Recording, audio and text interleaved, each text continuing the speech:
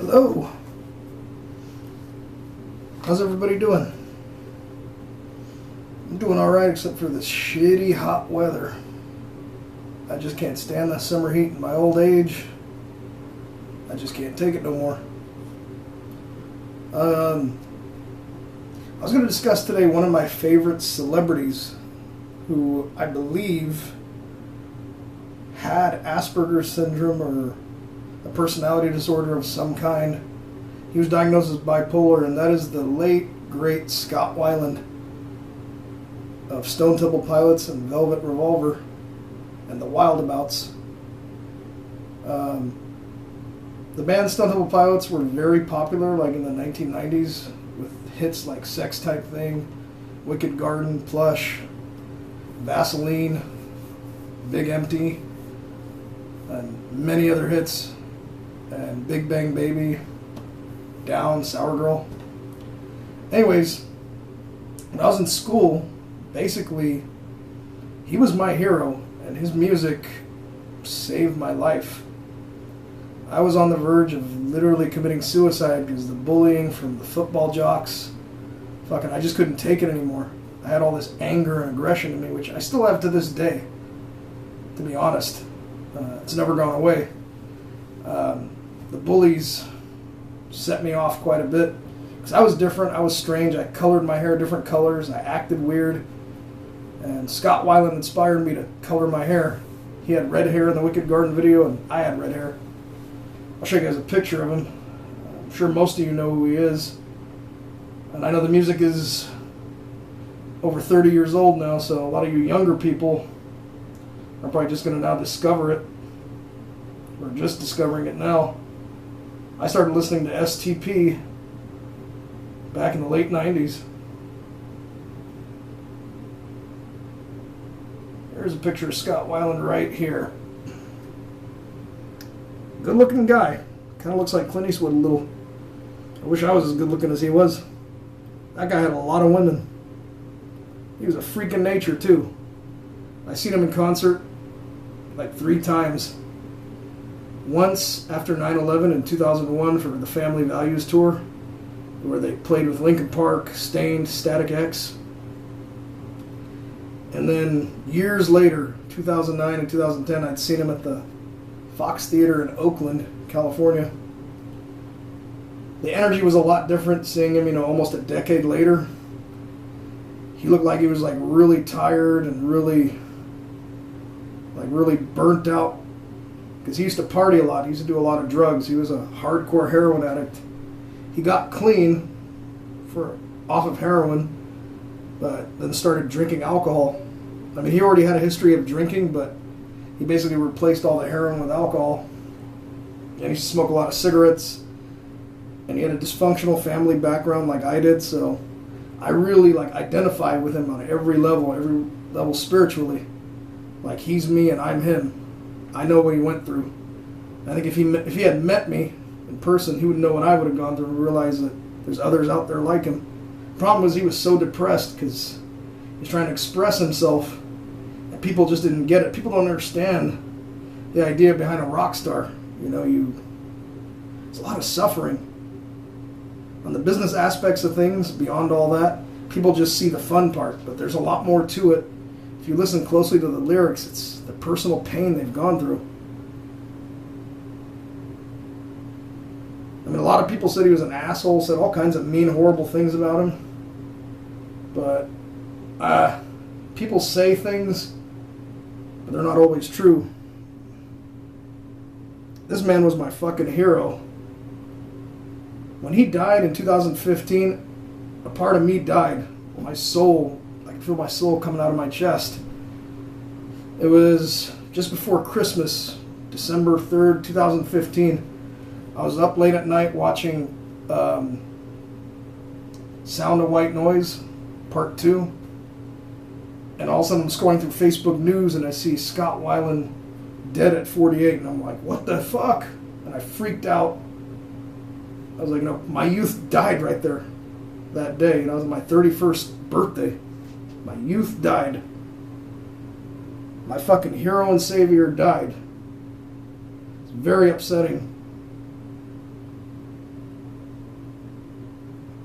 I mean, Stunt Double Pilots kicked him out, even though, you know, he was the main bulk of the band and wrote all the music. I mean, wrote the lyrics while they wrote the instrumental pieces.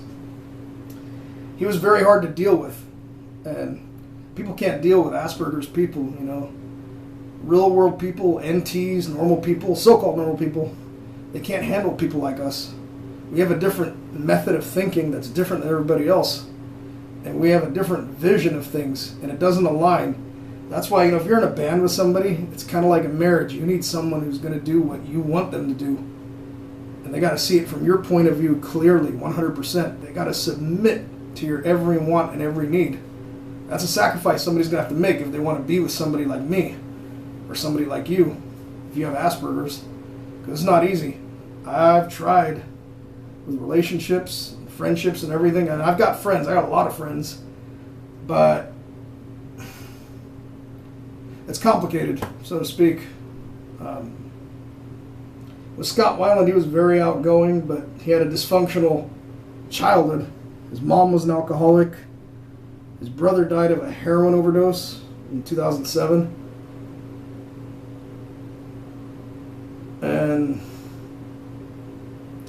And I was looking at his last interviews. He was looked like he was really looked like he was hopeful about the future. I mean, I didn't think he was going to die, because I mean, he was just being interviewed like a day before he died. As a matter of fact, I'm going to play that interview right here for you guys to see. So I think it's very important. STP, Stone Temple Pilots, Scott Weiland saved my life. Literally. If it wasn't for him, I would have put a shotgun to my temple and pulled the trigger when I was 15 years old. Because I was bullied so fucking much after Columbine. That's when a lot of bullying started happening all around the nation. It's still going on today too, except that everything's on the internet and not in your face as much. Here's his final interview.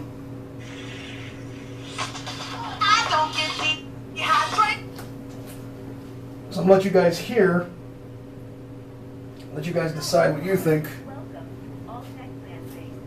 I think despite the fact that he was hurting, that's a commercial, by the way.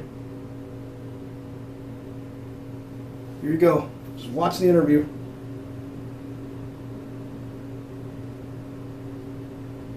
And the first concert that you ever went to? Beatlemania. I was about 12 years old. It was in Blossom Hill in Cleveland, Ohio. It had a big effect on me. The Beatles have always had a big effect on me. And the most recent concert you saw, or a band that you kind of went out of your way to see? My most recent concert was my own. Also good? It was rocking. First one I got was a cross with a rose through it. I covered that up and got something tribal over the top of it. The last one I did was I got was a koi fish, Japanese koi fish. Are you still getting somewhere? Or? Well, I have to get it colored still. I don't remember how old I was, but I was in junior high. Was when my wife was out to visit me, and that was about a week ago. I went to Hawaii after I graduated from high school with a group of friends. We went to Mexico with my wife for our honeymoon. G.I. Joe action figure. A painting that my wife painted for me. Okay, that's it. All right, thank you. Thank you very much,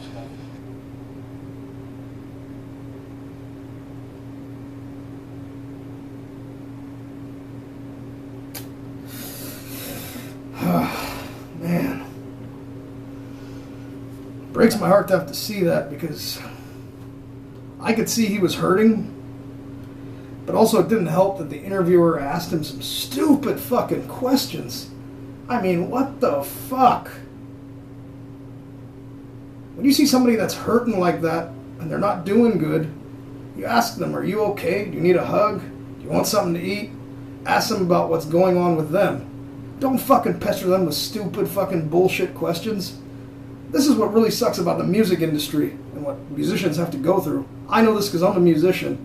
I mean, I didn't quite achieve the fame that STP or Scott Weiland did. I didn't even make it to the independent circuit. All my stuff was underground and me playing bars and a few nightclubs here and there. But I can tell you, in the music and entertainment business, it's fucking dog eat dog. It's all about this, the money.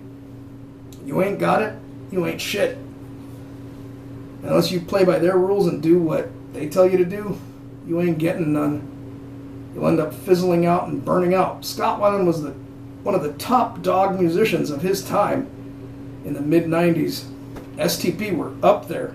They headlined arenas all across the nation. Then when they reunited, they ended up fucking doing theaters and smaller little venues and some bars.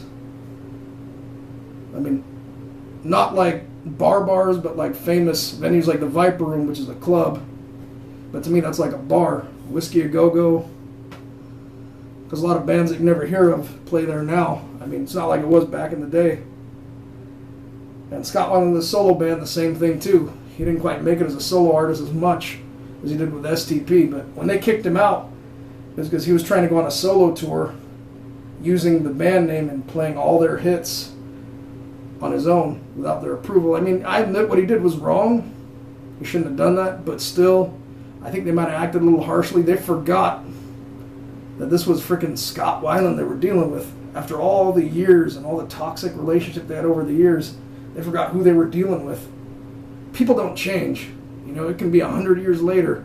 They'll be the same. People never fucking change. I mean, he was a good guy. Despite what his wife said about him, all the fucked up things that people have said about him, I think he was a good guy. I think he's just misunderstood like I'm misunderstood. He had Aspergers, bipolar, whatever you want to call it, some disability that hindered him from achieving what he could have achieved even more. To me, if he hadn't done all those drugs that he did, he'd still be alive. If he had just stuck to maybe smoking pot like I smoke pot, he'd be okay. He'd be here today. But he started doing cocaine again. And he was taking Suboxycontin for people that are heroin addicts to wean off, which is methadone. And that stuff's not good for your heart. He died of a heart attack due to all the drug use over the years. His heart couldn't take it anymore. He was only 48 years old. His son is a musician now, and he's trying to make a name for himself, but it's very hard for him because they compare him to his dad. Being the child of a musician is not easy either. You got to live up to the name. I mean, Scott Weiland was like the Elvis of our time, the way I see it. The Jim Morrison of our time. And we don't have people like that anymore. The music industry is going down under. And I think that's what broke Scott Weiland's heart personally. Seeing the change and seeing what the world has become, how pathetic it is, how stuff is just changing left and right. You know, it's hard to process, especially for people like us. At the rate we move at milliseconds, or we move at lightning speed. We're not in sync with the rest of the world. We have our own rhythm, us Aspies. We're not the same like everybody else. We're different. We're the X-Men of the world. We're the super mutants. People don't realize that. We're the outcasts. We're the voiceless. We will not go quietly. Our voices will be heard. And Scott Weiland was our voice. I wish I could be the one to take his place and go up there and speak up on his behalf and for the rest of the world to try and see people see our point of view. Because his music saved my life. If I had money and I was rich, I would give money to his kids just because I owe him that personally. Even though it was just a business of him putting out the music, his music literally saved me. I swear. I was about to end my life if it wasn't for this guy. I owe this guy everything. I wish I could have seen him just one last time in concert. He was supposed to play on my 31st birthday, but he passed away 2 weeks prior. He was going to play at a hotel in San Francisco, and I was buying tickets to go see him. It really broke my heart, because I was looking forward to that. This guy was my idol, my hero, my icon. Arnold Schwarzenegger and Scott Weiland, two of my biggest heroes. I'll do another video on Schwarzenegger later, but back to the point of Scott Weiland. You know, when you have depression, and nobody ever listens to you, can do a number to you. People have expectations and they expect you to act a certain way, and they want you to conform to societal norms, and when you don't do that, you're regarded as an outcast. And I'm sure his family was an average, wannabe normal family, even though they had their dysfunctions. And he had to deal with it, and he probably tried to communicate his needs, and he wasn't heard. He was also molested, and I was molested, so me and him have a lot in common. I could be the Scott Weiland of today, if it came down to it. I would love to be the new singer of Stone Temple Pilots, but Jeff Gutt's already got that position. I'll admit I'm not really big on STP as I was before. Their new music, it's not the same like it was for me. And it wasn't as good as Scott at all. Not even close. Even their music with Chester from Linkin Park was better, in my opinion.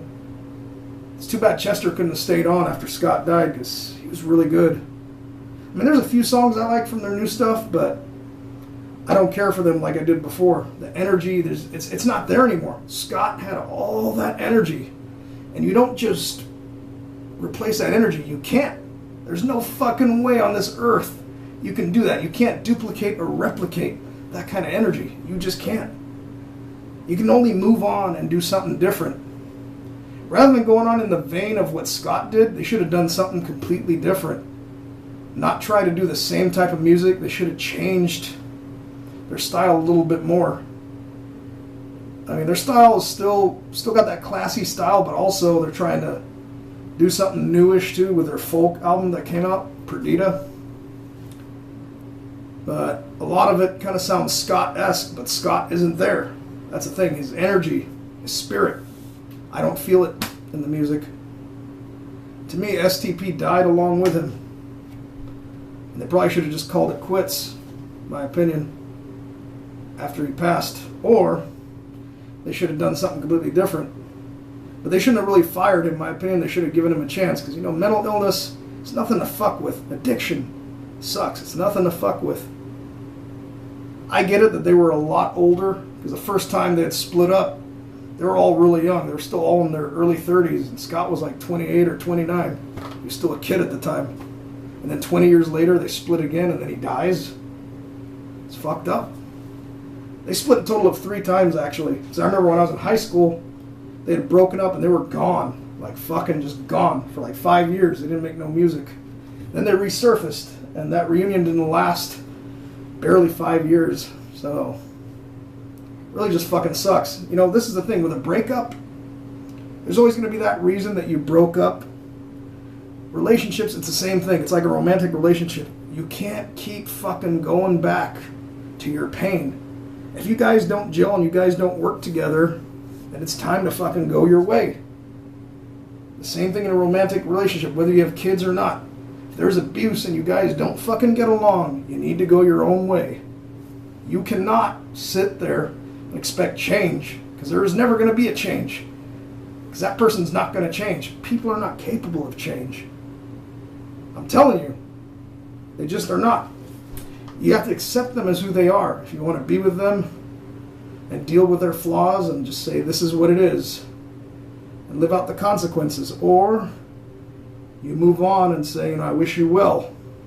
End of story. You have to. You can't expect, people to change. They should have known that he wasn't going to change, and that, this man has been through fucking hell.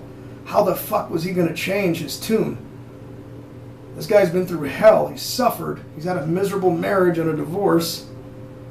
What the hell did they expect? They should have realized somebody like that isn't going to make it without support. They basically abandoned him by doing so. But I understand they had to preserve their legacy. I understand why they did what they did. Although I don't agree with it, I understand. You got to save your ass. You got to worry about yourself. You can't take care of a grown man. You got family, you got kids, you got to take care of your own family. They did what they had to do. I understand, though I don't agree with it again. I understand. It's unfortunate that things couldn't have been different. Just like, when AC/DC, their singer died, Bon Scott, they replaced him with Brian Johnson. And his style was more different. And I think they should have gone with somebody drastically different, somebody that's nothing like Scott, like the way when Van Halen got Sammy Hagar, they changed their sound. It was something new. I would have liked it if Stone Temple Pilots had just done something completely different, something that's not like Stone Temple Pilots, but something brand new. I mean, the stuff, like I said, some of it's newish, but it's not new enough for me. I mean, I got to see some more change before I appreciate their new stuff. The new singer's trying his best, but you're seriously going to get a singer from X Factor and American Idol as a replacement? Come on. I wish those guys well, too. I mean, those guys, I owe them, too. As much as I owe Scott, I owe those guys. As a matter of fact, I follow Robert DeLeo on Instagram. He's a really nice guy, really smart guy. I don't really follow any other guys on Instagram. Maybe I should. I used to follow Scott, but Scott was never responsive to anything. I tried to message him on MySpace years back, and he didn't really respond. I mean, I could tell he was really hurting.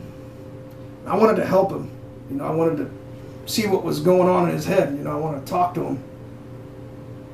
I mean, tell him my problems and what's going on with me, and then listen to his problems in return, because I think people like us could help each other out if we took the time to listen, but sometimes we can be selfish. And, you know, it's what makes the world go around, unfortunately. Till next time.